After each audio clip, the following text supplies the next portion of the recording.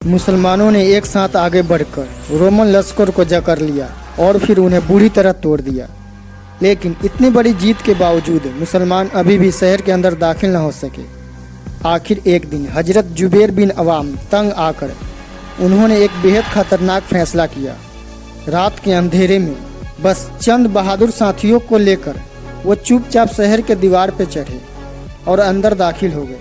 सीधा जाकर मुसलमानों के लिए मेन दरवाजे खोल दिए। ये देखते ही पूरा मुसलमान इजिप्ट के राजधानी में घुस पड़ा और शहर फतेह करने के बाद इसके गवर्नर को ढूंढने लगे। लेकिन अब बहुत देर हो चुकी थी।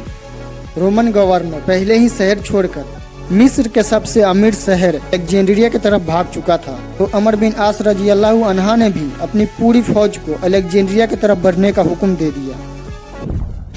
यहाँ एक दिलचस्प वाकया हुआ। जब मुसलमान अपना सामान समेट रहे थे और अपना टेंट बांध रहे थे तो अमर बिन आस रज़ियल्लाहु अन्हा भी अपना टेंट उतारने पहुंच गए।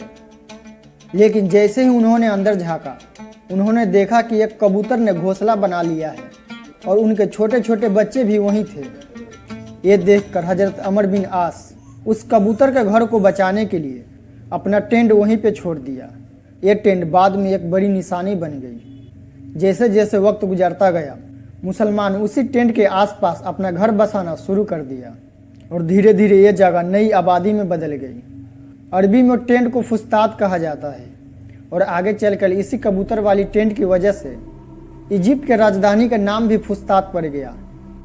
बाद में यही फुस्ताद बढ़ते बढ़ते आज के मशहूर शहर कायरो में बदल गया।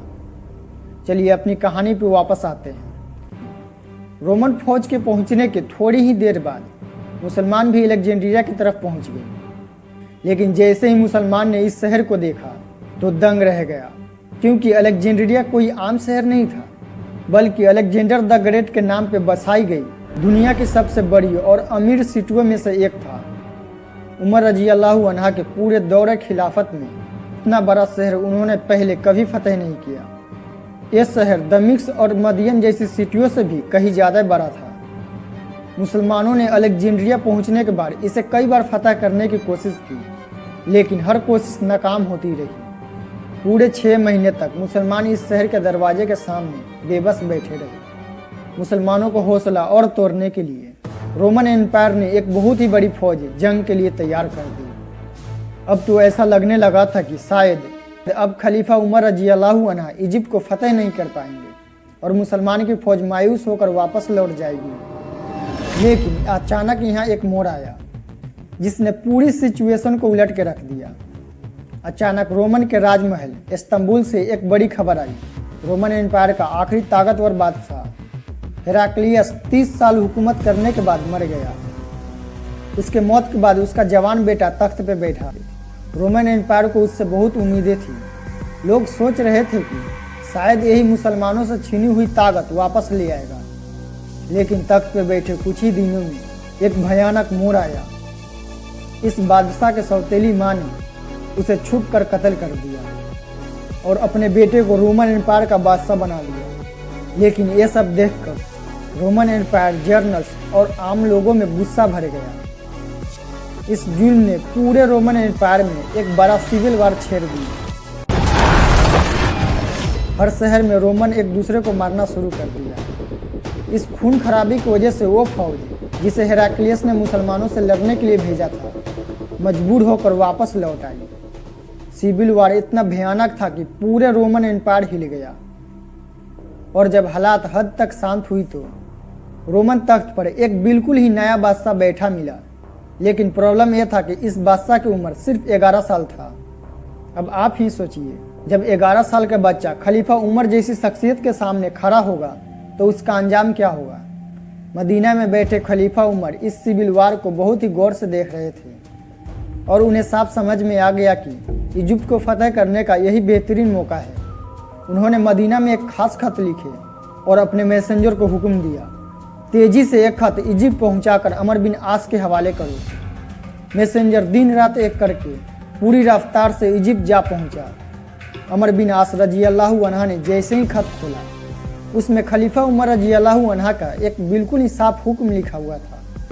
अमर, फौरन पूरी मुसलमानों की फौज एक जगह जमा करो आर्मी चीफ अमर बिन आस रज़ियल्लाहु अन्हा ने ठीक वही किया। उन्होंने पूरी लश्कर को इकट्ठा किया। फिर अमर बिन आस ने सबके सामने खलीफा उमर रज़ियल्लाहु अन्हा का खत खोला और ऊंची आवाज़ में कहा, ए मुसलमानों, तुम्हें क्या हो गया है? तुम 2 साल से जंग लड़ रहे हो, लेकिन अब तक इजिप्ट को फतह नहीं कर सके।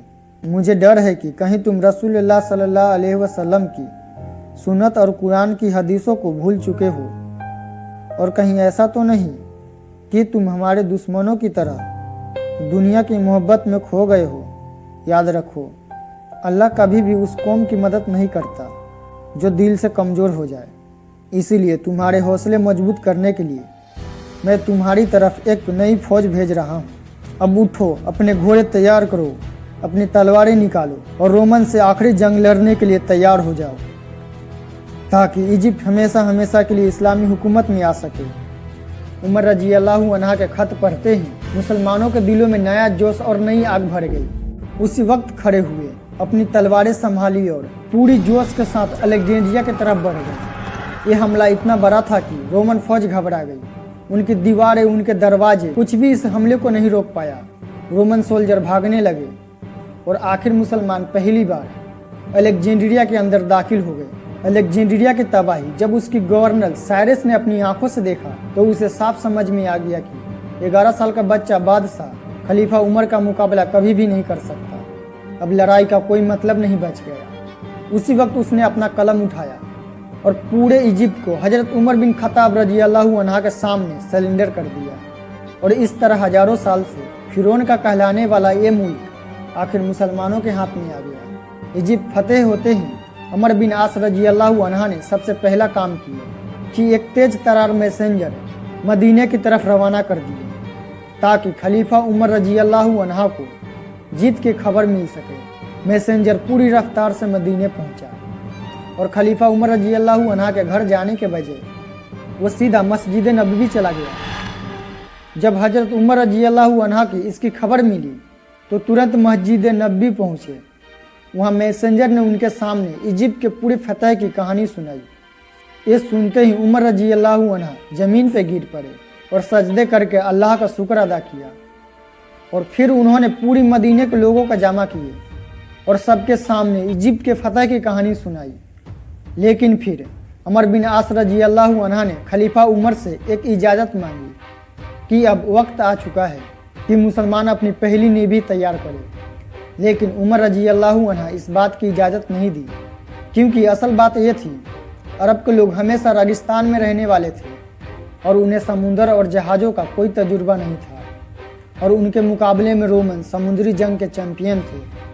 हजरत उमर रज़ियल्लाहु अन्हा जानते थे कि अगर मुसलमान समुंदर में गए, हो सकता है हम रोमन नेवी का मुकाबला न कर सके और जंग से पहले ही पूरी फौज डूब जाए।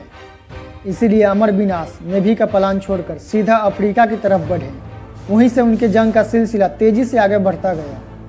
लीबिया, तुनिस, यहाँ तक कि अल्जीरिया इलाके तक पहुँच गए।